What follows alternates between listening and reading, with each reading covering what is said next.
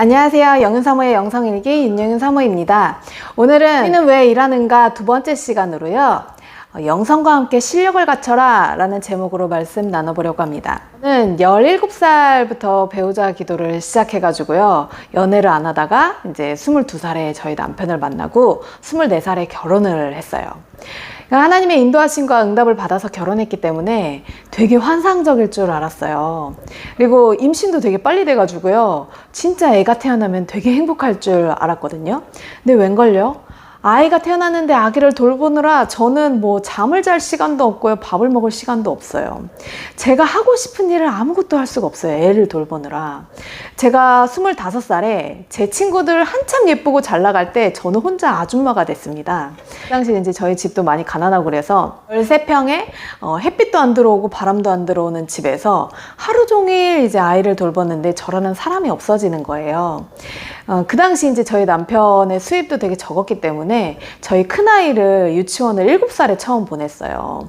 그것도 나중에 이제 뭐 하루에 4시간, 뭐 한 달에 5만 원짜리 병설 유치원을 발견해가지고 간신히 보냈죠. 제가 그때 나이가 20대 중후반일 때인데 제가 하고 싶은 대로 할 수 있는 게 아무것도 없으니까 계속 좌절과 낭망이 막 계속 되는 거죠. 근데 그때 맘 CEO라는 책을 읽게 됐어요. 이 책에서는요, 엄마의 역할이 참 힘들고 어려운데 그냥 주어진 대로 어쩔 수 없어서 하는 게 아니라 이 가정의 CEO, 최고 경영자가 되라고 얘기를 합니다. 그때 그래서 제가 마음의 자세를 바꿨어요. 내가 할 수 있는 게 없지만 돈을 안 버는 대신에 내가 우리 아이들의 공부는 책임져야겠다. 적어도 우리 아이들이 공부를 하고 싶어질 때가 올 텐데 그러면 밑바탕의 지식이 너무 없어서 할 수 없게는 만들지 말아야겠다라는 생각을 하게 됐어요. 어떻게 기본적으로 힘들지 않고 공부를 할 수 있게 만들까 하고 그 분야의 책만 한 10년 동안 제가 1000권 가까이 읽은 것 같아요. 맨날 그 조그만 아이들을 데리고 도서관을 다니고요. 책 빌려와서 또 읽어주고 적은 돈으로 박물관이나 과학관 그리고 동물원 같은 데 데리고 다니면서 애들이 이제 호기심을 좀 갖도록 노력을 많이 했습니다. 그리고 저렴하게 예체능을 좀 배우게 해가지고요. 자신감을 좀 갖게 했어요. 그러니까 애들이 이제 크면서는 이게 공부가 중요한 게 아니라 관계가 중요한 거구나 하는 걸 배우면서 그때는 이제 바꿨지만요.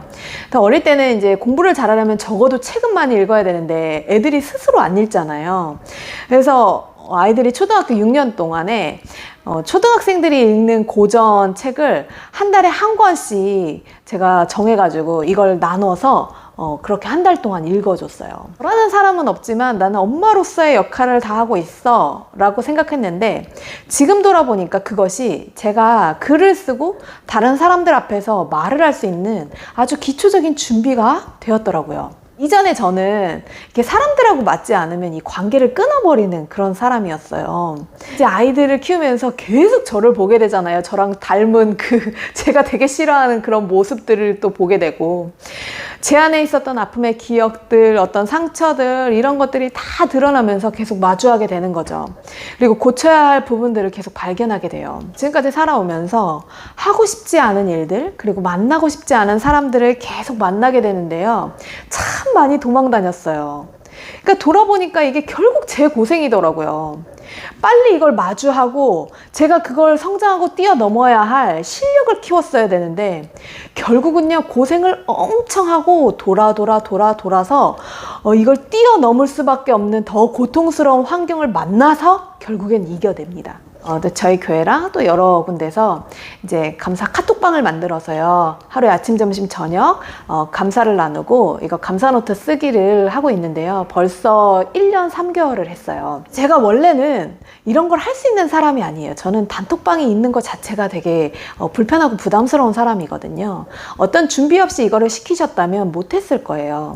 근데 그 전에 저희 아이가 백혈병에 걸렸을 때 제가 혼자서 영성일기를 쓰면서 매일의 감사를 발견하고요. 제 칭찬을 하고 저희 가족 칭찬을 막 이렇게 적으면서 혼자서 4년 동안 이거를 해온 거예요. 근데 그때는 이제 하나님께서 뭘 시키시려고 저를 한다는 건 그런 건 상상도 못했고 그때는 그저 바꿀 수 없는 이 환경에서 제가 이걸 이겨나가야 되니까 그냥 살기 위한 처절한 몸부림이었던 거죠. 근데 그때 제가 이 감사의 삶을 살 수 있는 그런 훈련이 다 된 거예요.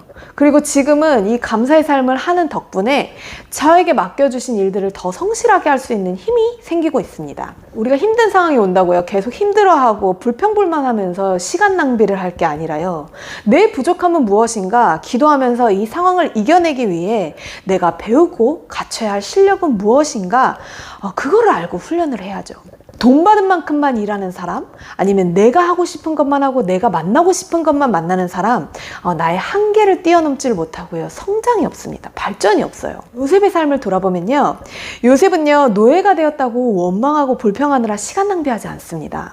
매일 그곳에서 하나님을 섬기면서요, 성실하게 임해요. 그것보다 더 억울한 감옥에 가도요, 누가 알아주지도 않고 돈을 주는 것도 아니고 환경이 좋아지는 것도 아니지만 이를 믿고 맡길 만큼 성실하게 일합니다. 왜요? 바로 하나님 앞에서의 오늘 하루이기 때문에 그래요. 하나님 앞에서의 예배의 삶인 거죠. 창세기 41장 38절에서 41절 말씀에 보면 이렇게 나옵니다.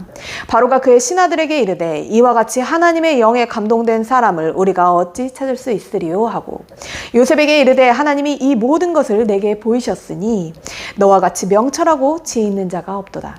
너는 내 집을 다스리라. 내 백성이 다 내 명령에 복종하리니 내가 너보다 높은 것은 내 왕자뿐이니라. 바로가 또 요셉에게 이르되 내가 너를 애굽의 온 땅의 총리가 되게 하노라 하고, 그러니까 요셉은 이 과정에서 영성과 실력을 다 갖춘 겁니다.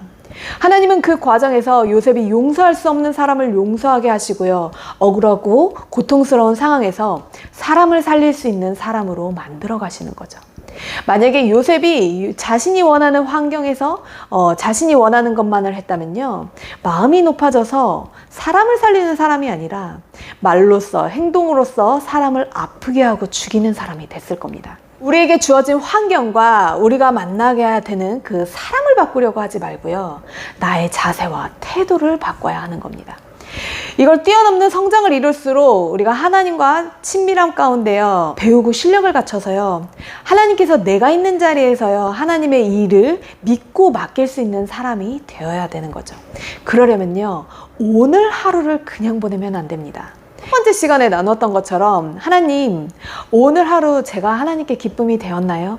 오늘 주신 이 하루라는 시간에 성실하게 주님을 섬기듯 했는지 돌아보면서요, 매일의 삶 가운데 하나님께서 갖추기를 원하시는 영성과 실력을 갖추는 사람이 되기를 소망합니다. 네, 들어주셔서 감사하고요. 다음에 다시 봬요. 안녕.